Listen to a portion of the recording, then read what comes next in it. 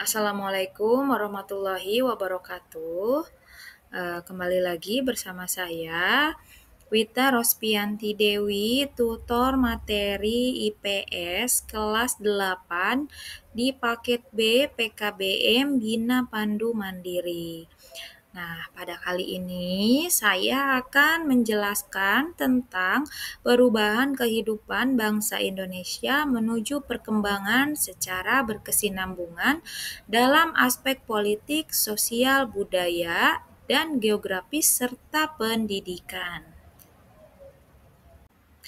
Nah, perubahan kehidupan bangsa Indonesia menuju perkembangan secara berkesinambungan dalam berbagai aspek seperti politik, sosial, budaya, dan geografis. Nah, ini merupakan hasil dari berbagai dinamika sejarah yang terjadi di Indonesia. Nah, perubahan ini dipengaruhi oleh faktor-faktor internal dan eksternal yang membentuk identitas serta arah kemajuan bangsa.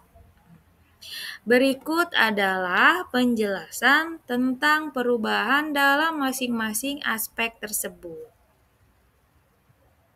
Nah, faktor-faktor penyebab perubahan sosial itu ada 3, yaitu politik, sosial dan budaya, geografis, dan pendidikan. Yang pertama itu dari aspek politik.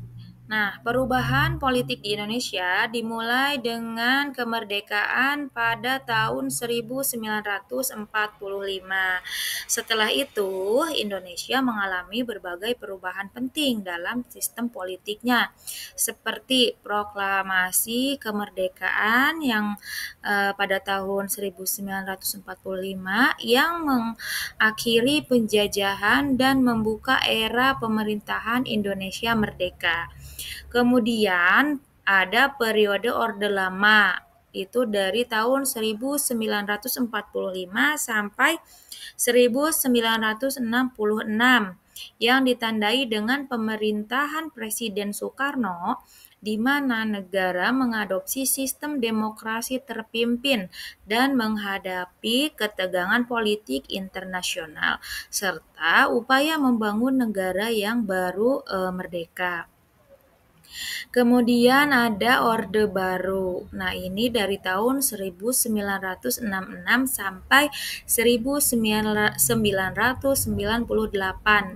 Nah, Orde Baru ini di bawah kepemimpinan Presiden Soeharto yang membawa stabilitas politik dengan sistem pemerintahan otoriter dan pembangunan ekonomi.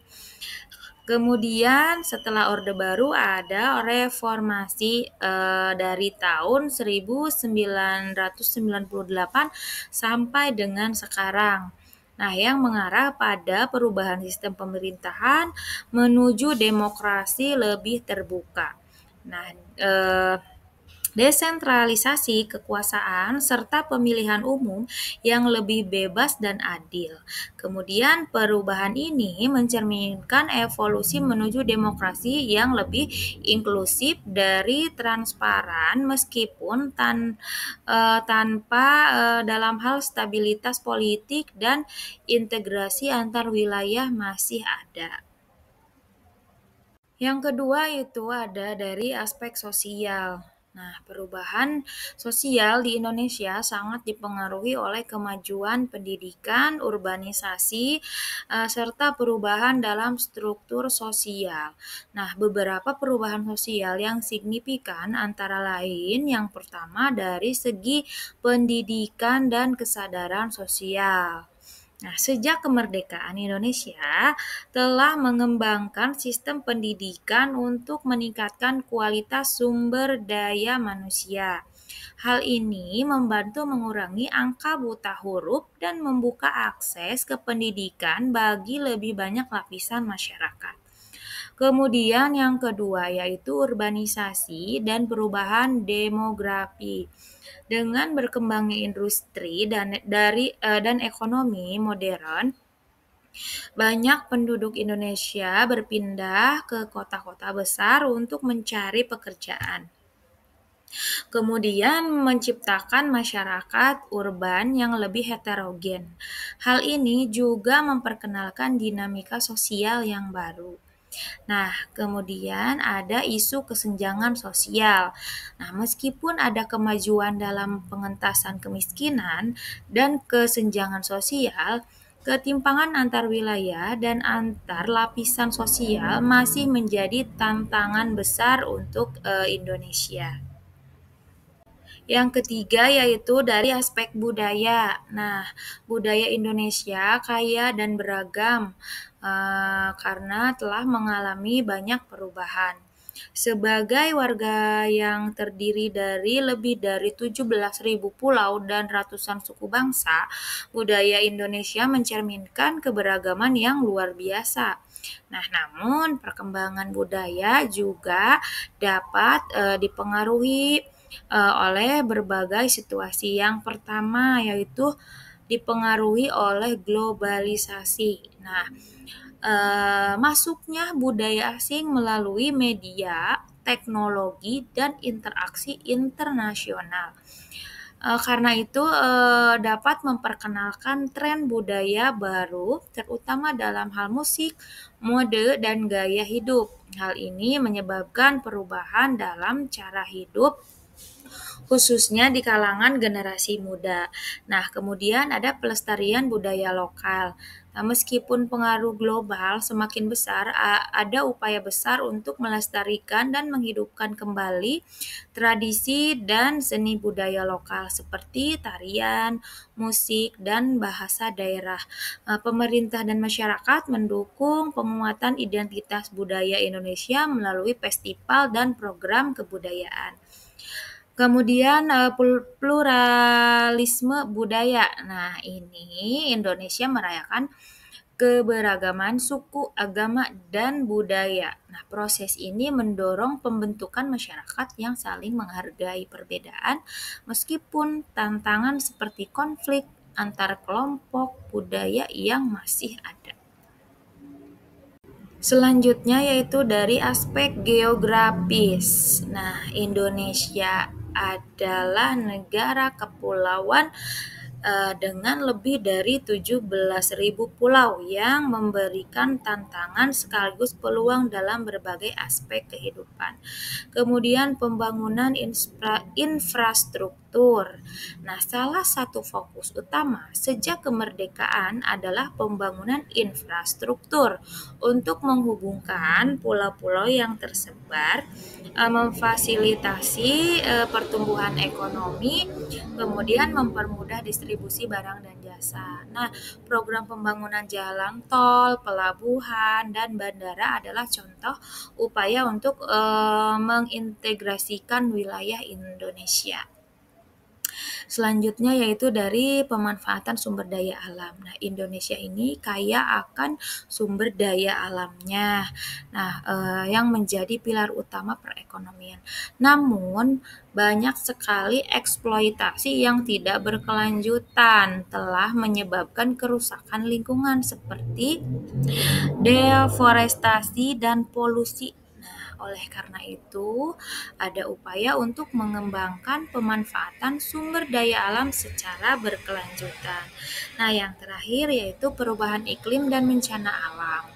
Nah, selain sumber daya alam yang lain, Indonesia juga rentan terhadap bencana alam seperti gempa bumi, tsunami, dan letusan gunung berapi. Nah, hal ini mempengaruhi pola permukiman dan perencanaan pembangunan serta membutuhkan kebijakan mitigasi bencana yang lebih baik.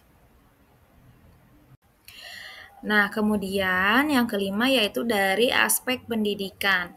Nah, pendidikan di Indonesia telah mengalami transformasi yang signifikan dalam beberapa dekade terakhir. Nah, peningkatan akses pendidikan ini sejak dicanangkan program wajib belajar 9 tahun, jumlah anak-anak yang belajar pendidikan dasar meningkat pesat. Nah, program pendidikan tinggi juga semakin terbuka dengan adanya beasiswa dan peningkatan kualitas universitas. Kalau sekarang berarti kalau dulu 9 tahun, kalau sekarang wajib belajar 12 tahun. Nah, kemudian ada pendidikan inklusif. Nah, pembangunan sistem pendidikan yang lebih inklusif yang memberikan akses kepada kelompok marginal seperti anak-anak penyandang disabilitas, anak-anak dari keluarga miskin, dan kelompok minoritas. Ini semakin menjadi prioritas bagi pemerintah. Nah, selanjutnya yaitu penerapan teknologi dalam pendidikan. Nah, dalam beberapa tahun terakhir, Indonesia telah mulai mengintegrasikan teknologi digital dalam sistem pendidikan, baik di sekolah-sekolah maupun universitas. Nah, pembelajaran jarak jauh dan pembelajaran berbasis teknologi semakin berkembang. Nah, warga belajar semuanya, kesimpulan dari materi kali ini yaitu secara keseluruhan, perubahan dalam kehidupan bangsa Indonesia mencerminkan usaha untuk mencapai perkembangan yang berkelanjutan dalam berbagai aspek. Meskipun tantangannya masih ada ya, Indonesia terus berusaha untuk mewujudkan kemajuan yang merata, menjaga keberagaman, dan mengatasi ketimpangan sosial serta ekonomi. Nah, sembari mengembangkan sistem politik dan budaya yang lebih inklusif dan demokratis, pembangunan pendidikan dan perhatian terhadap isu-isu lingkungan serta infrastruktur juga menjadi kunci untuk mencapai kemajuan yang berkesinambungan. Demikian materi kali ini yang bisa saya sampaikan.